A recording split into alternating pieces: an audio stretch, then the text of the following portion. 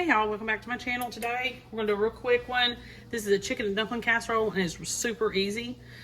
You're going to chop up 2 ribs of celery and an onion and about a stick of butter, and you're gonna saute that, and I've got that going over here already on the side. And we're gonna get that going until it's soft. The next thing we're gonna do is we're gonna take a cup of self-rising flour and a cup of milk. And we're going to combine it. And that's gonna be the dumpling part of our casserole. And then we're gonna get another bowl and we're gonna put some broth and some cream of chicken in it. And then we're gonna layer these in a baking dish. And that's about the gist of it. I'll take you along. I'll be right back. Let's get some of this other stuff complete and we'll put it all together. All right, in another bowl, or in my case, my mixing cup, I'm gonna put 2 cups chicken broth, 1 can of cream of chicken soup. This is cream of chicken with herbs. I keep a few cans of this on hand just for those things that one dishes, recipes that I feel will be a little bit more bland to help kick them up just a little bit. All right, I'm gonna whisk this together real quick. Okay, y'all, you're gonna get a 9x13 pan. You're gonna spray it with some cooking spray. You're gonna take butter and veggies and all, put in the bottom of your pan. Then I'm gonna take our chicken. We'll put this on here. You're not gonna stir this. Leftover chicken works, any kind of chicken. Just chop it up, stick it on there. And I'm going to salt and pepper this real quick. And we'll pepper it. Extra pepper, of course. All right. Then we're gonna put our biscuit mixture over the top. No stirring. Just gonna layer.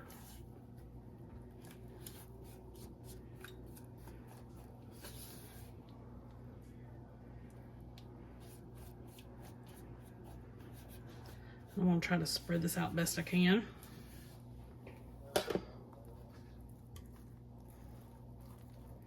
It's okay, we still got another layer to do it. Go over top. Another layer to put over top of this. Trying to get all that out.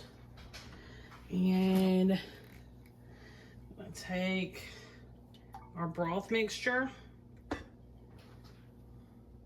Pour over the top.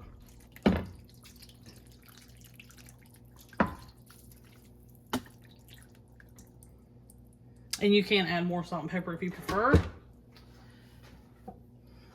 I'm not going to do that. I'm going to add a little bit of pepper. And then we're going to put this in the oven. 350 degrees for about 45 to 50 minutes. I'm going to leave it uncovered, but I'm going to keep an eye on it. 40 to 50 minutes, 45 to 50 minutes, 350 degrees. See you back here in a little while. Okay, y'all, finished products. It did perfect. I'm just gonna serve a little bit of corn tonight. I don't feel like making anything else, but mac and cheese would be a really good, or mashed potatoes and gravy would be a really good addition. Comfort food at its finest. Make sure you like and subscribe. See you next time. Okay, y'all, so this one has got a lot of steps. Well, a few steps. So this is gonna be sheet pan meatloaf dinner. That's what it's gonna be, a sheet pan meatloaf dinner. So you're gonna take a pound, which I did more than a pound, of some baby yellow potatoes, and you're going to split them in half. Then you're going to mix up some seasoning. The seasoning you're going to mix up is 2 teaspoons of garlic powder, 2 teaspoons of onion powder, 1.5 teaspoons of salt, 1 teaspoon of pepper. Okay. You're going to mix this in this bowl. You're going to use 3/4 of it on this right here. Not all of it. You're going to save some. We're going to put 1 tablespoon of olive oil on these potatoes. We're gonna stir it up. And then you're gonna put almost all of this. Be careful, you need to save about a quarter of it for your broccoli. I'll just squish this all around in here. And while we're doing this, we're gonna preheat our oven 400 degrees. We're gonna get us a pan out.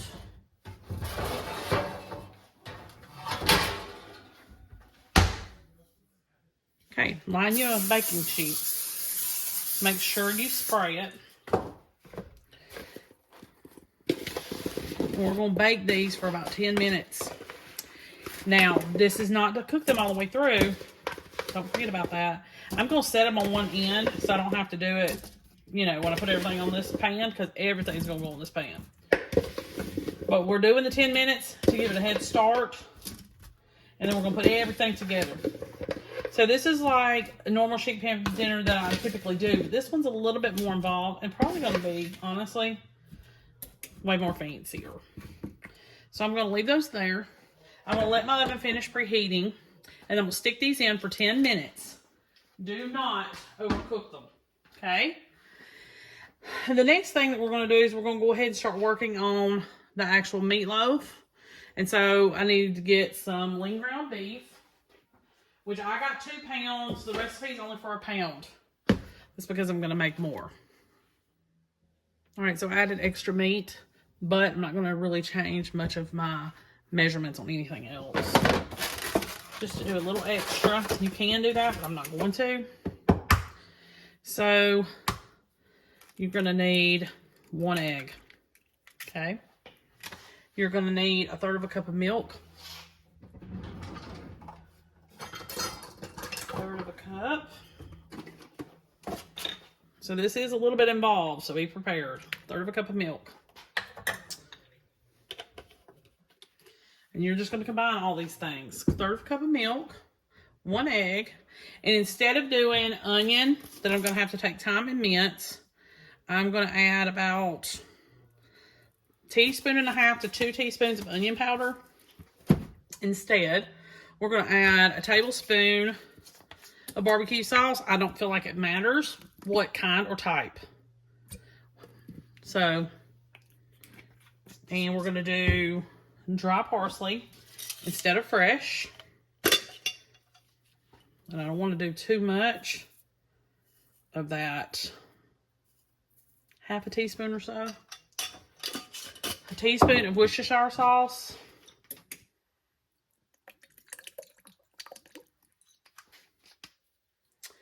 A little bit of salt and pepper.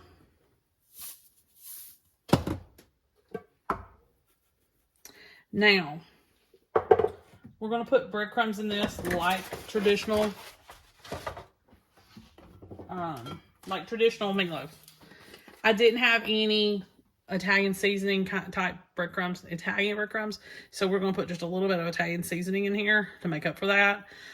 Typically, I wouldn't even worry about it, but I want to make sure this has got a lot of flavor. You're going to need about 1/3 cup of breadcrumbs. Be prepared to add just a teeny bit more. Okay.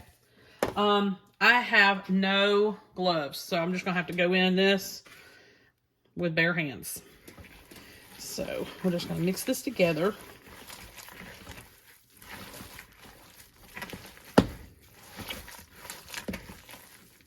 All right, I feel like this is a little bit too wet.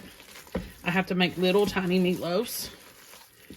So, and what you're going to do is I'm going to make the meatloaf, you know, because I've made so much of this meat right here instead of just a pound.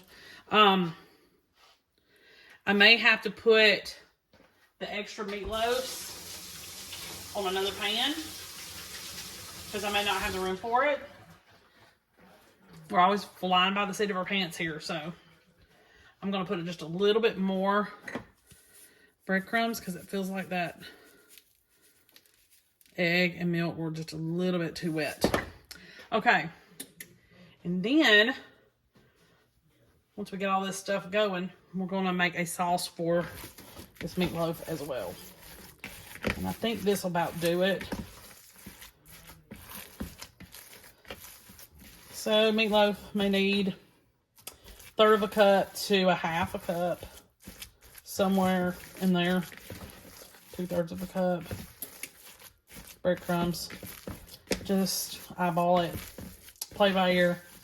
Do your 1/3 of a cup first, and then add just a little bit until you get the right consistency to where it's going to hold together. Okay, and remember, lean ground beef. Not full fat, not partial fat, lean. Okay, so while everything's, you know, getting ready and getting prepped, you need to go ahead and get your broccoli. You can substitute this with fresh Brussels sprouts or fresh green beans. I wouldn't use frozen. I would do fresh only. And I just went to the produce and just got some already cut up and washed, so I didn't have to do it. So you're going to take your other tablespoon of oil, and I'm using olive oil. Pour it on your broccoli, and you're probably going to want to just stir it just a little bit. Toss it around in there. You'll put all your seasoning in there. Toss that around.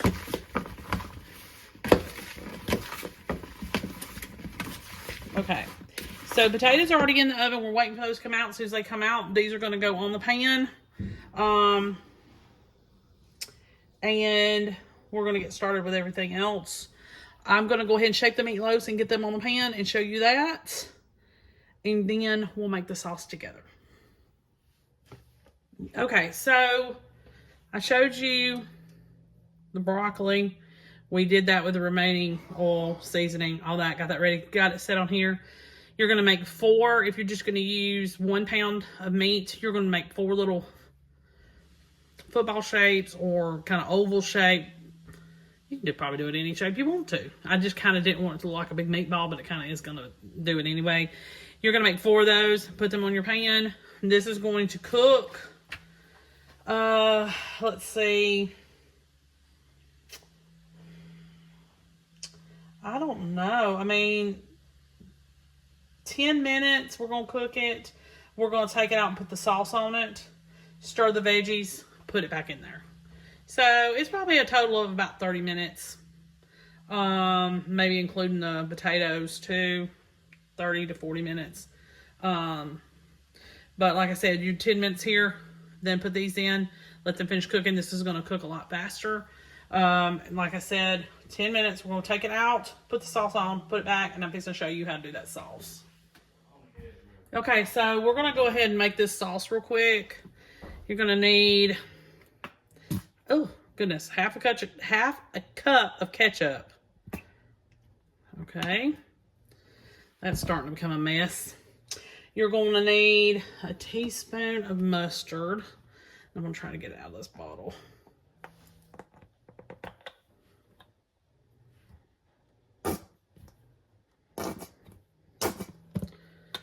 Okay. Tablespoon of brown sugar. See if I can get it out.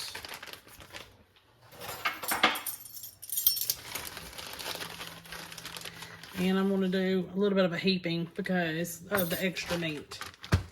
A teaspoon of apple cider vinegar. Teaspoon of that. Some garlic powder.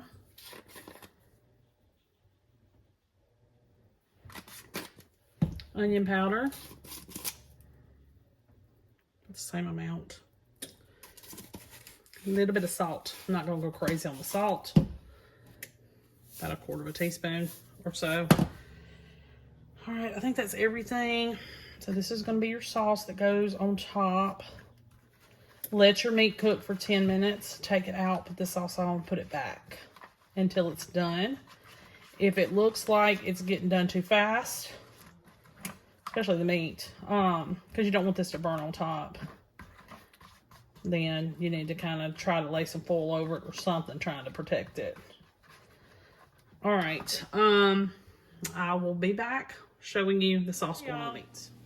It's time to give these veggies a good stir, and just to make sure that they're getting evenly cooked. Give them a little bit of a stir. Nothing too fancy. And then we're going to brush on our sauce. And I'm going to be a little bit generous with it. It should thicken up. And you're going to do another 10 to 15 minutes. And then it should be done. You need to check your internal temperature on your meat. Make sure it's 165 at least. Okay, back in the oven. 10-15 minutes should do it.